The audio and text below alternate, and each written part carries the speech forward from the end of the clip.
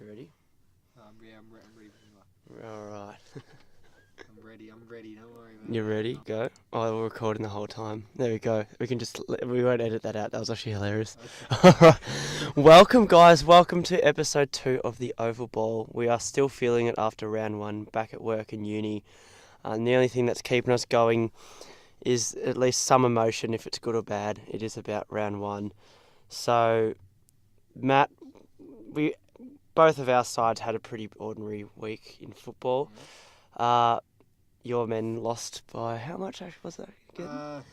Too much. Too much. He can't even comprehend the scores that bad. And you lost one of your best players to a serious knee injury. It's not all I've lost. I think I've lost my sanity as well. Yes. I can't wait for the season to end. You actually look like you've had no sleep. It's noticeable. I had some sleep, but oh crikey. It must have been bad though.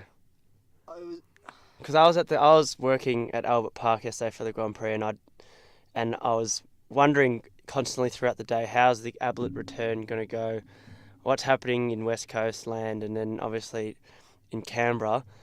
The only interesting thing that's happening in Canberra in the past few years, and then a guy I was working with said that the doggies were down about 36 to 100 and something at one point, and then Liberty's knee, and I thought he was joking. I thought, yeah, it's a long day. We're trying to keep ourselves entertained, but his face kind of dropped and he got a bit. His eyes were actually welling up a bit, and I thought, yeah, this is pretty bad. I shouldn't laugh, but it's what you've got to do to keep yourself. When you either laugh or you cry in those situations. Yeah. So what do you make of it? Okay, what do I make of it? Well, you couldn't really make it up. The start, round 1, bottom of the ladder, and your best inside mid gone for the year with about 10 minutes. And they haven't done the scans yet, but it's pretty much a foregone conclusion that he is out for the year. Doctors normally know about these sorts of injuries. The question I've been asking myself, and I'm probably teasing myself a little bit, and I really shouldn't do it, is whether they consider Lars. But I guess it's purely dependent on the nature of the injury. He has already done one. Is that why they consider Lars? Because they don't want to put him through that extra... Possibly, yeah. I guess it also... But again, it depends on the severity of the injury, like when Robert Murphy did his a couple of years ago. Famously or infamously, depending on how you view it. I think a lot of people thought, well, he's 34 or he's 35 or whatever at the time. Maybe it's worth doing that, considering, he's not got much of a career left. But the injury was too severe that they couldn't consider it even if they wanted to. Yeah, a really bad start to the year. I mean, I think you can excuse structure and players in terms of their ability and all that sort of thing. What you can't excuse is a lack of effort. And what I saw on the weekend was a side that were not ready at all. If that's and you know how that teams say, best pre-season ever, and we've been preparing all summer for round 1. Well, if that was the best that they could put together, then it's going to be a long, long, long year for us. So you are feeling all these doubts after one round of football against a side that made it to a prelim, or is this the emotion taking over? Yeah, I mean, is this a logical thought that you're having, that you're not ready?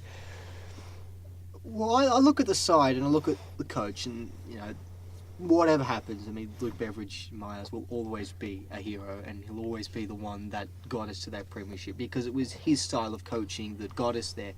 What I see, though, is, and I hate to be critical of this guy, but I see a coach that is outsmarting himself. Because remember in 2016, we had a team that we had 22 players that could all play in at least 2 different positions. And what he's trying to do now is really take it to the next level, and it's just not working. It's kind of, you'd say the same thing with cricket. Like, you have 1 all-rounder, maybe 2. You don't have 11 all-rounders. You've got your specialists. You don't pick players that can, bat at the top of the order and bowl a bit of a medium pace as well, and have them open the bowling as well. It just won't work. The one I look at is Easton Wood in the forward line, and it's just not going to work. He needs to be moved to the back line, and I can't remember the last time a captain of any football club had been misused so badly. Wow. This is an all-Australian defender and a terrific intercept mark.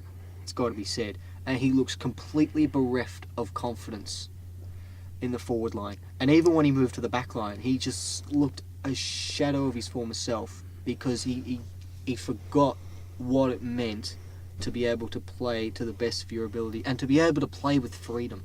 Yeah. Now that he's in the forward line, he just looks... What was it? I think it was about 7 disposals on the weekend. And that's 3, and that's on top of 3 in the practice match against Hawthorn and 5 in the practice match against Collingwood. So, by round 22 he might get 30 if it keeps going up by 2 every week. But this isn't going to work. He's got to be moved to the back line. And it's on top of that, no Dal Morris, no Marcus Adams, no Matthew Boyd, he's retired, no Robert Murphy, retired. You've got Roberts and Cordy, who, albeit premiership players, but are still relatively inexperienced. Aaron Norton playing his first game, and he's up against Jeremy Cameron, John Patton, Toby Green, and that was another one. Some of the matchups in the back line, I don't know what was going on there. You got Shane Biggs on John Patton and Zane Cordy on Toby Green. It's just not going to work.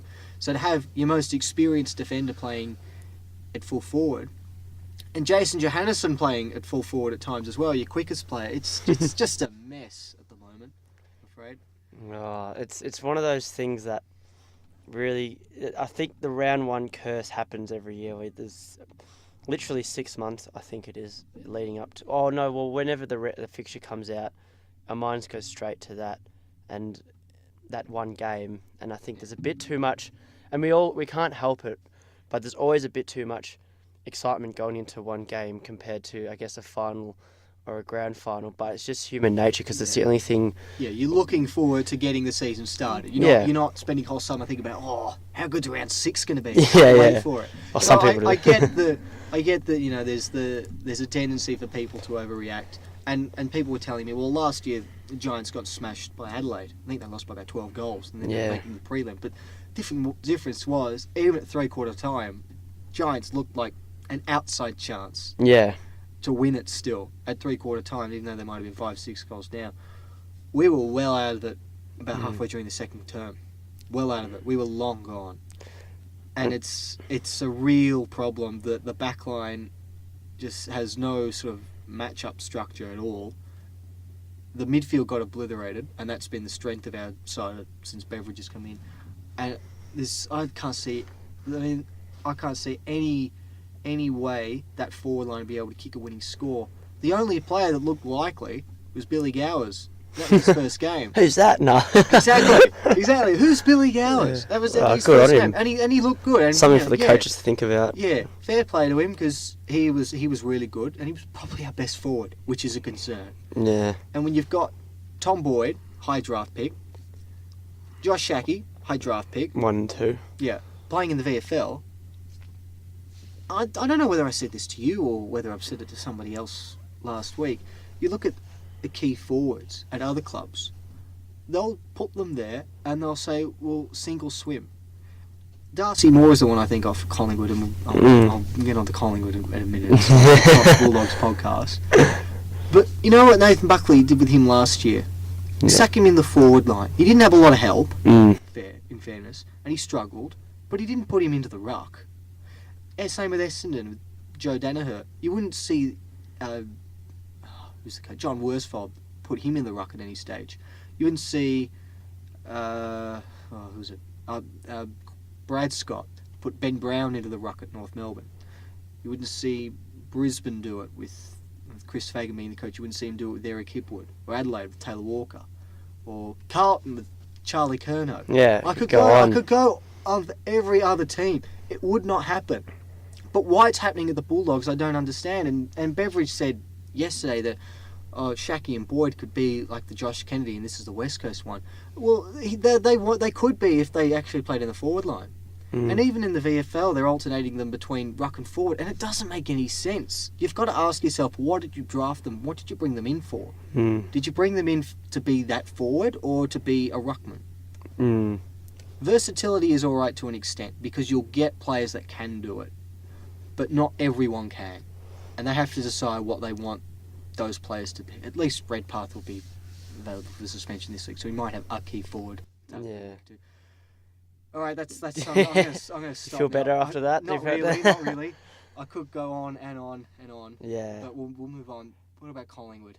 Oh, it was just I mean, I was at the game, and what I thought about the game was like, it was like a birthday party you go to, and you got all the drinks laid out, and the host is there, the birthday boy or girl, and you got like the food, and it looks structurally sound, and there's a great vibe about it. You get to the game, round one's back, and then it starts off really well, and Collingwood are neck and neck with Hawthorn at quarter time, and we thought we had a game on our hands, and then everything just went to shit after that. I think it was like a party that just went wrong. And Buckley after the game, he said structurally we were great as far as setting up, but the execution was poor, and it was sort of jumping to this party. It's sort of like the lights weren't working, one of the parts of the food were off. It's a party, but there's just a couple of little things here and there. It was more than a couple though. It was sort of, and I mentioned before about the whole hype of round one. I think that's a big part of it. That now it's that whole come down. Right, now on to round two. Now that's over, but we spent so much energy thinking about round one. It was just sort of like, is that it? Like, is that what I was looking forward to? And I think, and I was driving home on Saturday night, listening to Talkback 3RW, and there was many Collingwood supporters who were quite disgruntled, that have the right to feel emotional and upset and irritated by Collingwood, because we haven't done much in 3 or 4 years, let's face it. But they were going on about, they were jumping to the past a lot. They were jumping to the whole Buckley thing, and it doesn't work. And look, whatever happens this year, if we miss out in finals, then it probably won't work out. But the journalist was very quick to jump into the present moment and say, look, we're over this whole, is he right? Is he the right man? Let's get rid of him. Because the fact is that, I'm going on for a bit of a tangent here, but the fact is Buckley is signed to a deal that enables him to be there for the next 2 years. And circumstances that happen around that, that dictates if he'll stay there for that long. But I think I'm not going to freak out over round one, because it's round 1 out of 23. And I think we would expect a changed side next week against the Giants, and would expect... Good luck. and you would know firsthand because of your mob getting done by him. So there is a worry there, but it's expect a changed side and just a different side that will play more than one quarter. And I'm not going to freak out now. I'm not going to ask myself, is Buckley the answer?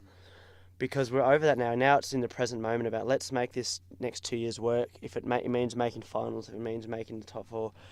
Right now, we're look, obviously after one round, we're so far away from that. But I don't know. I'm just gonna look at it as a disaster. It was something that went horribly wrong, and it's just the nature of the game. Sometimes you have games where your old habits creep back in, and it is worrying that ours did. But I don't want to read too much into it, because it is just one round against a side that, and the Tom Mitchell thing, that is a leadership fault both on and off the field. As my Supercoach captain, I didn't mind that. that was a nice. Everyone, 50% of Supercoaches would have loved that, but that was obviously an issue. And I know Greenwood's not out there, who's our main tagger, but you got to send someone to him, and that did cause a lot of Hawthorn's success, I guess, in the middle. But I'm not gonna. I'm not gonna throw the baby out with the bathwater. I think let's see what happens. I think after the first 4 rounds, every side will get a great idea of what each side looks like they'll be doing this year. Collingwood at this rate could go 0-4 or 0-5 if it's after Anzac Day. We could go 3-2, 2-3, 4-1. You would after round 5. I think after the Anzac Day, we'll get a better indication. And you just said the Giants earlier. They're a good side, but they're not 82 points better than us. No, exactly, and that's the reality of the competition. It's a bit more even than that now. But speaking of, I was surprised when I did see the scoreline between the Giants and Dogs. But there was many more surprises this round. I think there was a few teams that did surprise us. Who surprised you coming out of the week? Who surprised me? Carlton surprised me. I was hoping for just to get under the skin of 90,000 Richmond supporters. The Oh, Carlton yes. did get up, but my hopes weren't significant. It's got to be said. I thought, well, maybe 1 in 100. But, and that's one we actually forget about a lot, because it was a long time ago now. It feels like a long time ago, considering all the football we've seen over the weekend. But they were very impressive, Carlton.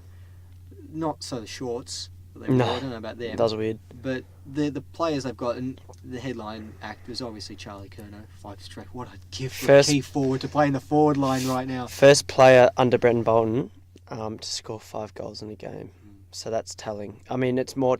I guess it's telling of their ability now. And I think the key to Charlie Curnow getting these goals was the question over Carlton's head heading out of last season was how they're going to move the ball, because they're defensively, structurally really good, but there's no real ball movement identity there. A bit like Collingwood. And on Thursday night, from what I've saw, they went straight through the middle a few times, opened Richmond up a bit. Whereas Richmond in the grand final locked up the middle and caused Adelaide to go wide, and so they obviously identified that and they figured out a way. So I think kudos to the guys at Carlton. They just had it. They had a go. I mean, Carlton, they weren't afraid to take the game on, and they had a go. And walking away, I'd be much happier if I was a Carlton supporter. Oh, compared for to sure. being a Bulldogs supporter. Richmond probably turned up and they thought, well, Carlton finished bottom 4 last year. Yeah, it would be They'll right. probably walk over it pretty easily. Up till halfway during the last quarter, Carlton were in it up to their ears, their eyes. Yeah. Whatever the phrase is. No, they were very impressive, and I think it might have been their CEO said that it's not all about wins and losses this year. Well, he might be making a bit of a point, because they didn't win, but I reckon I'd be a lot happier as a Carlton supporter than a Richmond supporter. I'll tell you what, though, I don't know if there's any out there, but Gold Coast, for mine, they would be happy supporters. That'd be the first time they've ever played in the rain, I reckon. Oh, yeah. I mean, that must have been great to play in. That would have been so much Awful fun. To watch. Yeah. It's a really difficult game to watch. Spectator, it'd suck. But I think as a Gold Coast player, like, they did surprise me. I put them as my wooden spoon this year, but, and I'm not saying that's not going to happen after one round, obviously, but they did show that defensively they're a lot better, given they did play North in the rain. But I just like the fact that, and this goes off to North as well, it started raining and both sides just threw every game plan out of the window and just said, just territory game now. Yeah, and they didn't try to change your game plan when it's like that. Exactly, they didn't try to be too fancy with the ball. It was just good old-fashioned footy and get it forward. Yeah, you can. And I think that Stewie Dews obviously already made an impact. We hear he's a relationship-based coach, and I just like how they were playing defensively. And Aaron Young looks like he'll be handy for them. And that's my surprise of the week. But just want to mention, no Aaron Hall. Yes, with no the finger Gary injury. Ablett. And it's only North Melbourne, but they won, and they were the better side. 2 very good players in the wet as well. I mean, obviously Gary, but Aaron Hall as well. When he comes down to Melbourne and plays in the wet. So that and a lot of their kids standing up as well. Yeah. The one that came to mind for me was Nick Holman. 13 tackles on debut. Exactly, So, and sticking them as well. Yeah, Whereas so you can expect there to be a fair few tackles in a slippery bodies in a game like that, but 13 is almost be a club record. It's like when Ryan O'Keefe got 10 in the grand final and won the Norm Smith. So it's sort of that over 10 tackles is something to be proud of. Yeah, so that's a great effort. We'll do a quick game of Who Am I? We played it last week on our podcast. Obviously, we'll give each other a football identity, and we won't name them. We won't give each other many clues, but we have to guess them. So I've got one for you first. Okay, let's see how I go. This man is a legend of his former football club that he was playing at.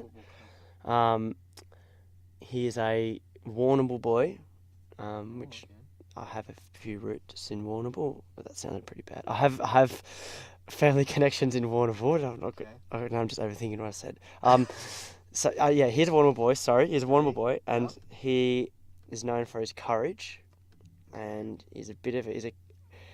he presented a jumper on the weekend to a player that obviously has the same number, is carrying after the number that this champion wore. Would you like another clue? All right, so let's just say he's Club. He's a champion of his former club. Champion of the game, really. Champion of the game. And the club, obviously. Club. Okay, from Warrnambool.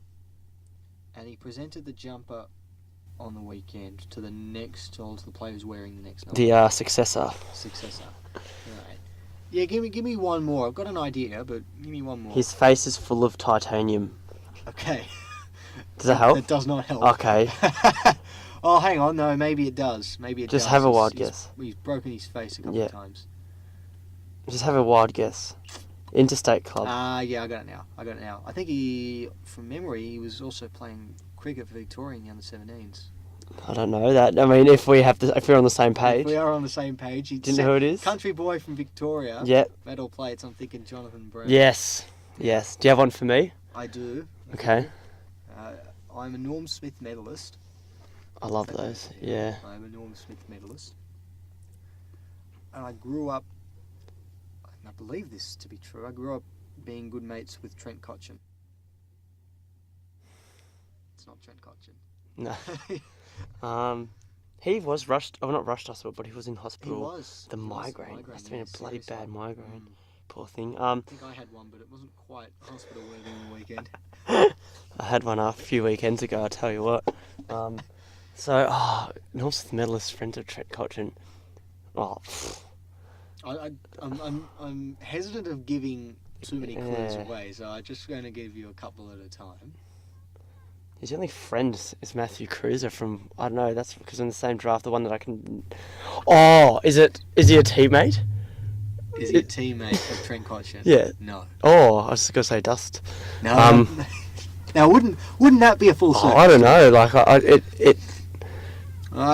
He played on the weekend. It was the first time he played in, I think it was over 300 days, I think they said. I can't remember the exact number, but it was at least 300. It's not Nick Nat. It's not Nick Nat. No. Nick Nat didn't win a Norm Smith. Very, very famous surname. Oh my god. This happened 2 weeks in a row. I know it's a Monday thing. It will be a Monday thing. Who did I say last week? I can't remember. Someone in that top. Can you just give it to me? I'm not going to get it. Oh, alright. I suck. I actually suck. No, you've got to get it. I'll think of another clue without blatantly giving it away. Okay. It's a double-digit number that I wear on my back. Oh! And it's an odd number. Oh my god, Jacob, you're an idiot. I could be wrong with the whole Cotchin thing, but I remember seeing a photo of them as kids. Oh, well, that together. You know. So I think that would constitute knowing each other. Oh, is it Luke Hodge? No. Oh no, he's number 2. Luke Hodge, he's about 10 years old. I used the guy last week as well. I don't know. Just say it. Although, I'll give you a clue. Yeah. Same club. Not Brisbane, but. So is it a Richmond player? No, Luke Hodge. A same club. Same club as Luke Hodge used to play for. This guy. Oh. He's a Norm Smith medalist from Hawthorn. Does he still play with them? He does. He played on Saturday for him. Oh, shit balls. Oh, Cyril? Yes! Are they friends? I'm pretty sure they were. I'm going to be pissed off if they're not mates. Don't worry, I'll be annoyed as well. But I'm pretty sure I saw a photo of him in Emma Quayle's draft book. Well, Emma Quayle's very trustworthy with her drafts. And there was a photo of Cotchin and Rioli as kids. 33, yeah. Gee, he did about 2 things in the weekend, but they were just amazing. Didn't get a lot of the ball, no, you're right. But he doesn't need to, I guess. No, he might have just set up a couple of goals just from... Just being Cyril. What are his numbers here? Well, yeah, just 14 disposals, kicked a goal. Yeah, that was great. He's a great player, obviously. And the Hawthorn fans love him. I remember every time when he kicked a goal, it was very loud. We'll play a new segment called In Retrospect. So, we didn't play it last week. Essentially, we're going to bring up a decision made by a player or a club, and we're going to critique the decision and ask ourselves what we would have done. Yeah. And it is related to the AFL Women's in the grand final, and it's Michael Christian's decision of banning Katie Brennan What are your thoughts? Do you Well, think firstly, let's would have you just- made that decision? And you got to take out all Bulldog bias out of it. You have to Okay. be as impartial as possible, Alright, like well- Michael Christian would be. Okay. All right. Well, let's just set the record straight. And AFLW is the competition that everyone looks forward to. This is the one that counts, as far as I'm concerned. Okay. So let's look at the decision. Let's look at it. Okay. So Brennan had already been suspended once for rough conduct. Second reportable offence, as far as the women's reporting system goes about, constitutes a suspension. 2 games down to 1 with an early plea was the initial verdict handed down by Christian on the Monday. Brennan chose to challenge that, and I've forgotten his name now. My name is Sam Norton, was the Bulldogs' defence. Yeah. And look, Bob Murphy missing out on the 2016 grand final is not a defence, and that's what they went with on Tuesday. That it would be unfair on the club. That's laughable. It was not very good at all. I thought that was a joke when I heard that. I couldn't believe they used it. Anyway, that obviously didn't stand up, didn't even come close to standing up, and the suspension became 2 games. Now the Bulldogs chose to challenge that as well on Thursday, Yeah. and then they started talking about the tackle itself and referring to past instances that were of a similar nature to that tackle where the players in the men's league got off. That's what they should have been doing on Tuesday, not on Thursday. It still didn't work, and I think they said that it was against. I think Brennan was ultimately going to take it to the Human Rights Commission. Yeah. Bulldogs actually, oddly enough, chose to name her in the side, even after that second hearing.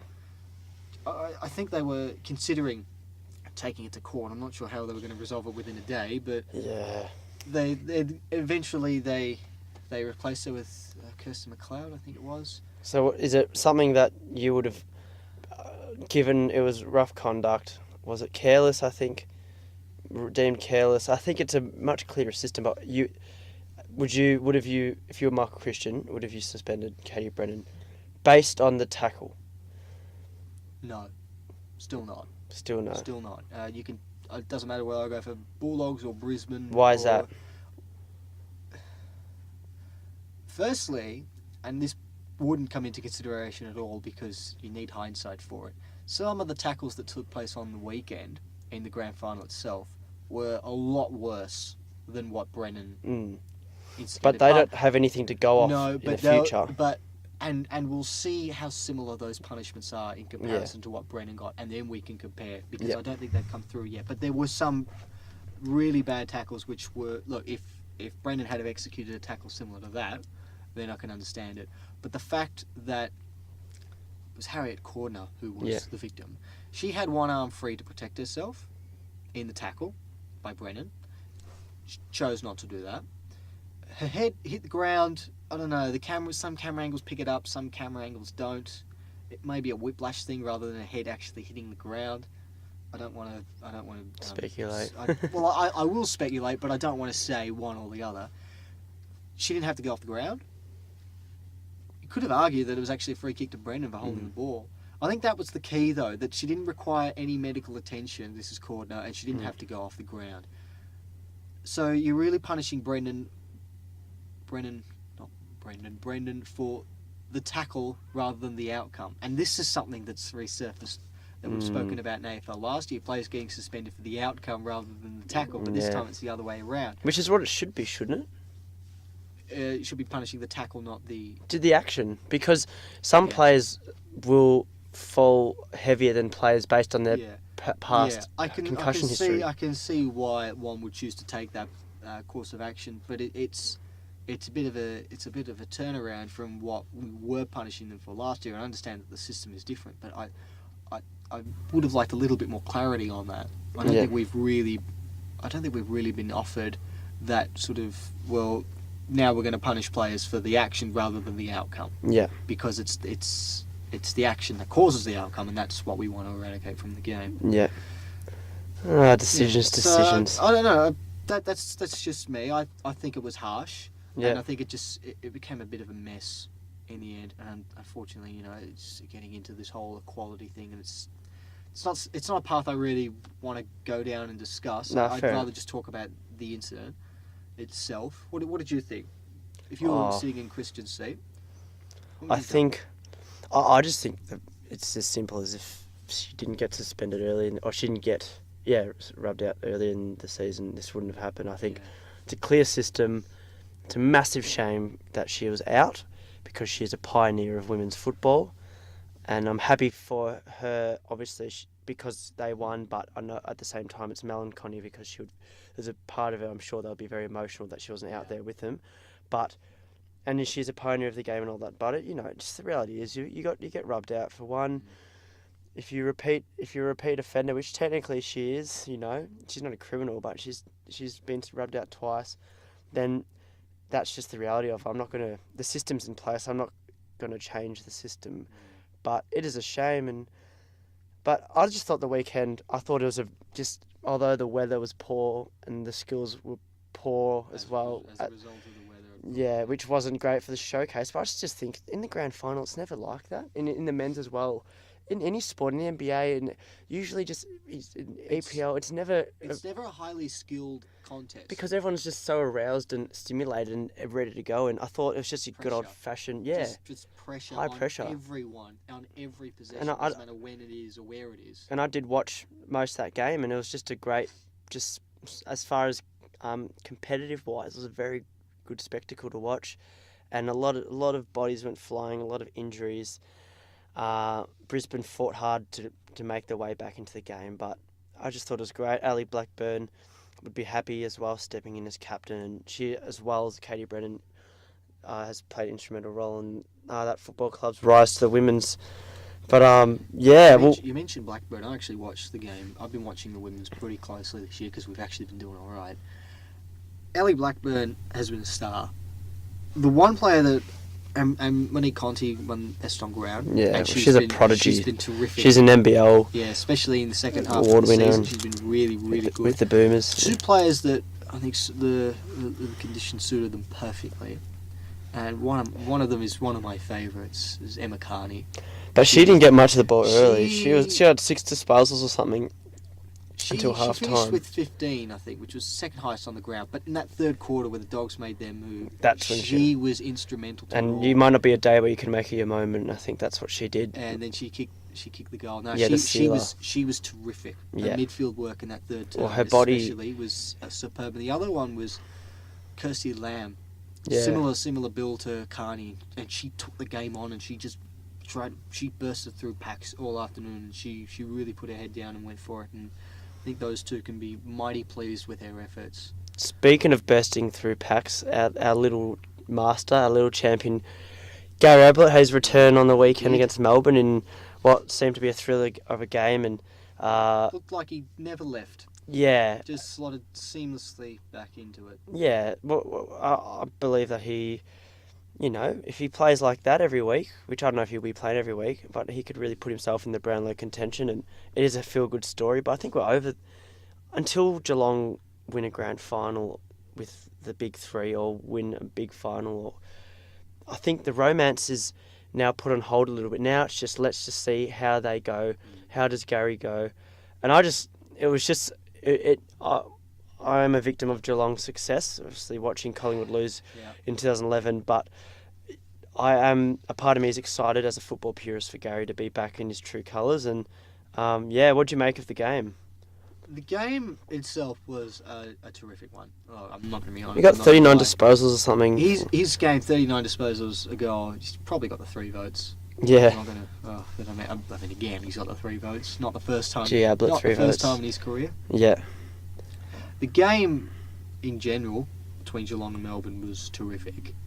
Melbourne were the better side and probably should have won. They really should have won, given the miss by Max Gorn very, very late. But poor Max, they shouldn't have to end. That's what, if I was the coach, that's what I'd say.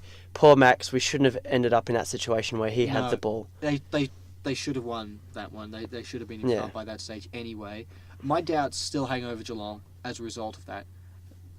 Melbourne are a good side. Melbourne should have played finals last year. Geelong, I still think, rely on too few.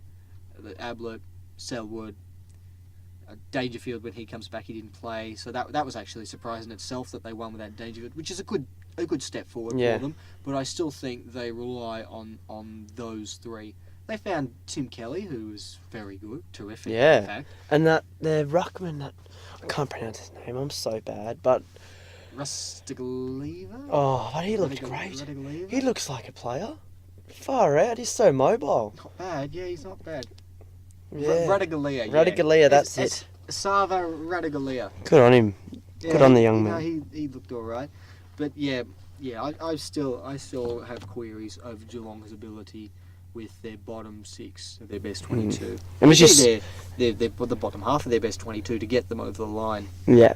Because they've got some great players that make a huge difference and will make a massive difference to any team. Like I wouldn't mind Dangerfield running around with the Bulldogs right now. Oh, likewise. Oh, for Collingwood. Yeah. We could. So my doubts just still hang over Geelong. But Melbourne will be right up there this year, unfortunately. Everyone seems to be right up there except us at the moment. Yeah. Well, it's round one again, round two we'll get more of an idea. And I'll tell you what I did like, though. When I came back from Albert Park yesterday, I did watch the last quarter of the West Coast Sydney game. They're a team that surprised me as well, West Coast. I thought they wouldn't have penciled in maybe... I mean, every team goes in thinking they're a chance, but I thought they did more than maybe they thought they would. Buddy, they should name the oval after Buddy. He kicked 8 goals. It was fantastic. And Luke Parker kicking probably goal of the year. But it's only round one and we're already I know. out. Exactly. And Nick Nat's return. There was just so much happening in this game, and the stadium looked great. The deck looked fantastic. It was... What about the fish burgers? I haven't heard about this fish burger controversy. The fish Oh burgers no! of the... Please enlighten me of this fish burger. Oh, there was a cricket match earlier in the year, and someone sent a photo to Sportsbet of the... Oh! Not at the game, at the cricket match. Yeah, no. I've seen. Yeah. The game though was actually a really good one. I think a lot of people thought Sydney were going to win, but win by a lot more than what they eventually did. Yeah. No Josh Kennedy for West Coast. I think they'll struggle a little bit this year. West Coast. I hope they struggle a lot on Sunday. Oh yeah, you got because we've got to play. We'll take on any side that's struggling at the moment. Just do anything it takes to get a win. Yeah, West Coast. We were all right. Nick Natanui obviously makes a huge difference to their fortunes, and then they just look like they've got a few holes, but they gave a good account of themselves on the weekend. And a big difference to them was the way they used the ball. They were very daring, a bit like the past few teams that have won the grand final with their ball use. Big I think we call them $1 million kicks through the middle. That when they pay off, they're priceless, so to speak. And Tommy Barras, who's not known for his kicking, he pulled off a few lates that resulted in goals. And Nick Nat was very bold with his ball use. And I just think, as West Coast supporters, if you want to look for improvement, where have they improved? Already you could see that they're not conservative anymore. The biggest knock on them last year was the fact that they seemed mentally weak in games, and that was because they weren't prepared to move the ball at a pace that was at high risk. And I thought on the weekend they did that. So yeah, credit to them. Sydney obviously played like Sydney did, which was massive for them. Just on Nui, 12 disposals, 33 hit-outs, kicked the goal. 113 Supercoach points was just music to my ears. Yeah. How much time do you reckon he spent on the ground, if you had to guess? 55% of the game, which I'm sorry about spoiling that. Well, I've got 54% here, but... Oh, stats. Yeah. Well, you're the stats man, so I won't argue. That's actually a terrific effort, considering he's only spent half the time. And he weighs probably 110 kilos, and he's coming... He did say after the game that they played him more than it was planned to play, but... Given the situation of the game, they needed him out there, and he was happy to do it, and they'll do everything to get him right for the Dogs next week. But I just thought, yeah, that's what we need. Hopefully he comes out and smacks you guys. No, hopefully not. I mean, I would like to get at least one win this year. Yeah, but no, I just thought it would have been a great spectacle if you were there, and stadium looks in great nick. And on to Fremantle Essendon next week. That'll be a primetime Saturday night, and so we head into round one. So that will be. So, oh my God, it's a Monday. Yeah, round 2. It's Monday, don't worry about Monday. Round 2. Already Richmond Adelaide, the grand final rematch, which will be fantastic. We've got the Giants on the twilight Saturday. Fremantle Essendon, as you mentioned. Fremantle Essendon, Geelong and Hawthorn, obviously that'll be massive. I think it's the Easter week, so beautiful some beautiful games coming up. Yeah. Geelong Hawthorn, that never fails to disappoint. Other than That's last become this decade's answer to the West Coast Sydney of the noughties. Yeah, they just love to bash each other. It's great. Yeah. Like we just sit there and we're both impartial. Obviously, they're not the sides that we support, but they are always great competitive games between the two, and I can't wait to go to the footy with still a bit of hope. I don't know where you sit, Matt, with your hope, but It's waning. yeah. Pretty significant. Look, I reckon that you. I could go on for another 10 minutes if you really want me to. No, the computer's about to blow up. But no, I can't wait for next week. I just think I've got the same level of excitement. I have not reached my quota yet, so At least one of us is still looking forward to the rest of the year. there's still a long year ahead, and Yeah, well, it's going to be a long one if you keep playing like that. I've got to get Matt out of here. He's about to lose his shit. His head's about to fall off. But thanks for listening, guys, and head to the Overball website for more exclusive content. We've got a few articles up already, and yes, stay tuned for our next episode, which will hopefully be after an amazing round of football. Thanks, guys. See ya.